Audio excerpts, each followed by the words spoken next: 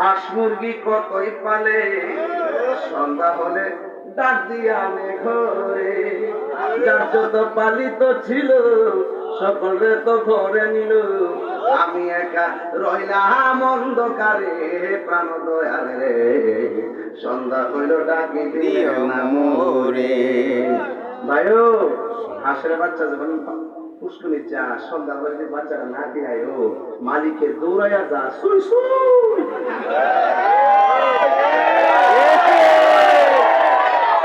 কথা কি রাইট করতেছি?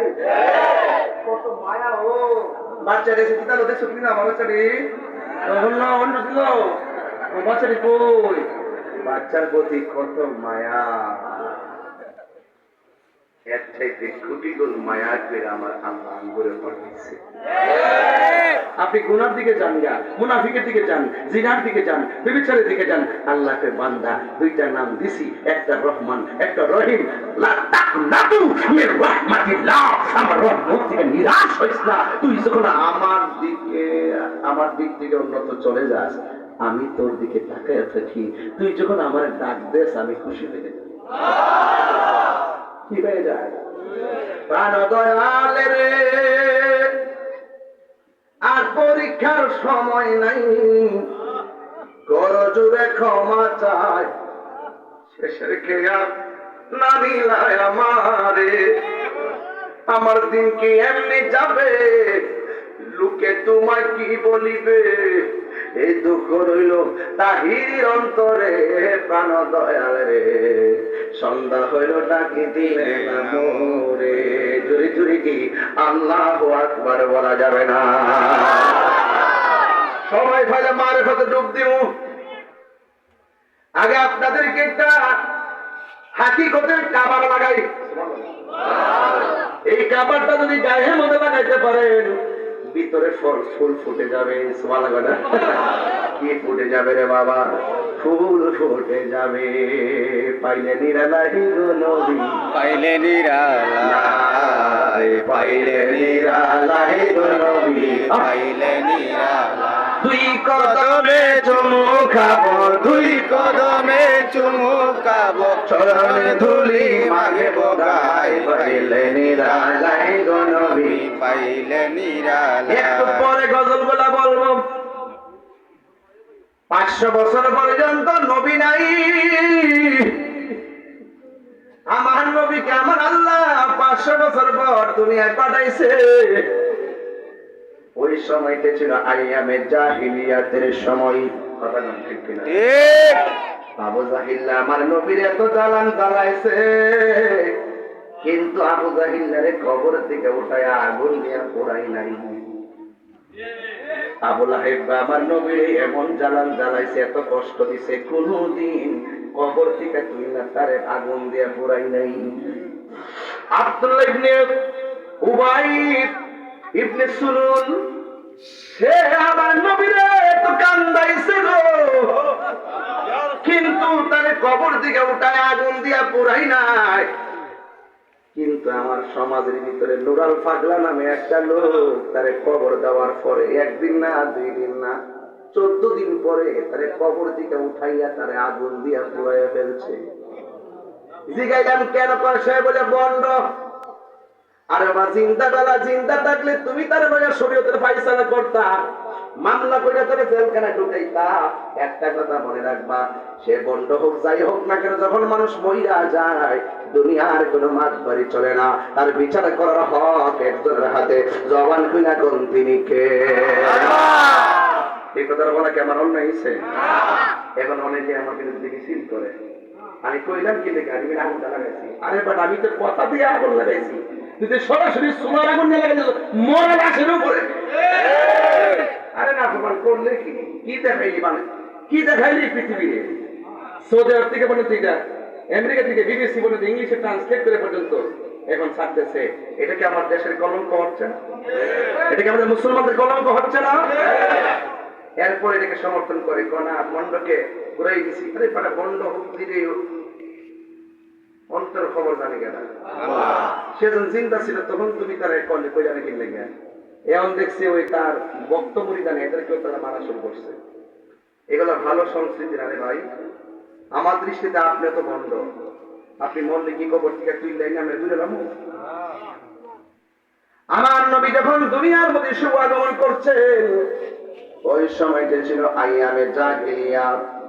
আইয়ামে জাহিলিয়াতের মধ্যে আমার নবী যখন আসলেন, যুবক ভাই, ওই সময়টা কেমন ছিল? ছেলে মায়ের কাছে বিয়ে বসতেন, অথবা মা ছেলের সঙ্গে অবাধ মেলামেশা করতেন। আর কন্যা সন্তান হলে কন্যাটারে জীবন্ত কবর দিয়ে ফেলতো। এমন একটা সময় আমার নবী দুনিয়াতে এসেছেন। বুঝলি তো, 500 বছর নবী নাই, সমাজটা কত কঠিন হয়ে রয়েছে। কথা কেমন ঠিক না? ঠিক হবে। এরপরে আমার নবী দুনিয়ার মধ্যে তাশরীফ এনেছেন। আনার পরে মেয়ে কন্যা সন্তানকে অপমান মনে করে জীবন্ত কবর দিয়ে দিত। আমার নবী দুনিয়াতে আইসা কন্যা সন্তানকে মর্যাদার আসন দান করে দিয়েছে।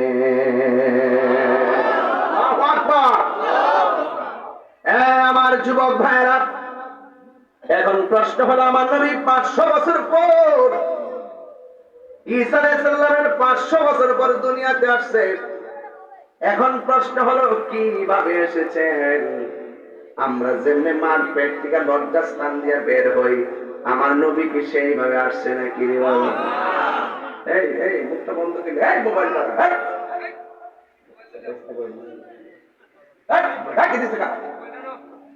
আমরা যেমনি মায়ের পেট থেকে আইছি, নবী কি এইভাবে আসছে? না, কথা বলবেন না, নবী আমার মতো না।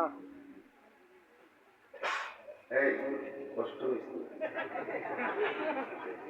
এই জ্ঞান করি তো, কষ্ট হয়েছে। এদের মোবাইল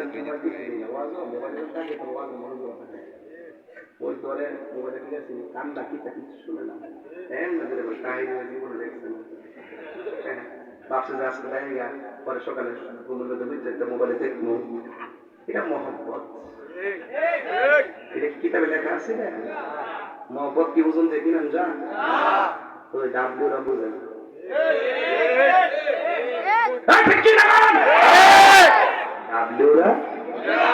ডাবলুরা একটু পরে দেবো ইনশাল্লাহ। রস কর সিঙ্গা বুলবুল মালিক মস্ত, একটু পরে দেবো ইনশাল্লাহ। মহাশয় প্রেম কাদাই রে ভাবি মিলাদুন মিলাদুন খুশি না বেজা? আরে বড় করে এ হলহলিয়ার বাবা আসলে নবী এসেছে। কে এসেছে? আল্লাহ বলে, কত জাআকুম মিনাল্লাহি নূর। আল্লাহকে আমার পক্ষ থেকে নূর এসেছে, আমার পক্ষ থেকে নূর এসেছে। মা আমেনা সেই নূর দেখেছে, মা আমেনা সেই নূর দেখেছে। আয়েশা সিদ্দিকা রাতের অন্ধকারে নবীর নূরের আলোতে হারানো সুই খুঁজে পেয়েছে। সুন্নিরা বিনা দলিলে বিশ্বাস করেছে। আল্লাহকে এসেছে, মা আমেনা দেখেছে, আয়েশা সুই খুঁজে পেয়েছে, সুন্নিরা বিশ্বাস করেছে। এবার সবাই বলেন, হুজুরের কথাটা মিলেছে? বাইরে নেই রে, এসপি রে। বাইরে তো মাঝে ভালো কষ্ট না, আমি কোয়ালাই বাইরে আমি করতাম। আমার কোয়ারার মধ্যে কি কোনো ভেজাল আছে? মাঠ দিকে যে বেশি আদর করে এতে কি ডাইনি, মাছ যদি বেশি আদর করে যে কি দান অধিকার খান, আদর করে আবার অধিকার খান। হ্যাঁ, এটা ডাইনি। আল্লাহ কয় নূর এসেছে, যে যে ব্যক্তি নূরটা ধারণ করছে সেই মা আমেনা, সে আমি দেখেছি। আর বাইরে যাওয়ার দরকার আছে? আবার নবীর স্ত্রী আয়েশা কয়, আমি নবী নূরের আলোতে হারানো সুই খুঁজে পেয়েছি। আমরা সুন্নিরা বিশ্বাস করেছি। তুমি কে আমি কে? তুমি কে আমি কে? বিরাট না বিপ্লব? যে বুঝে উত্তর থেকে বুঝে। আমার জীবনে প্রথম ওয়াজি করছি বাঞ্জাতন নিয়ে, তোর বয়সে করে অল্প হাত দিয়া যাইছো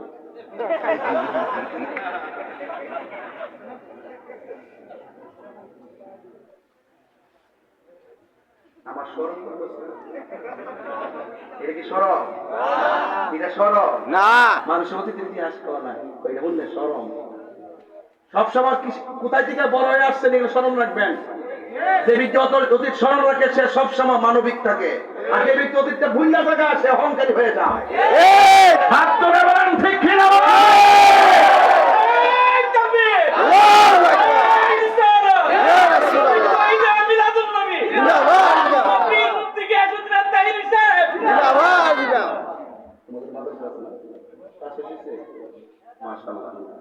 মাদ্রাসার নাম কি? কান্দার গাউসিয়া আমি বলছি, আল্লাহ কবুল করুন। আমিন। তাহলে আমি কি একটু সামনে যাবো ইনশাআল্লাহ? এই পর্যন্ত যতটুকু ওয়াজ করছি আপনাদের কাছে খারাপ লাগছে?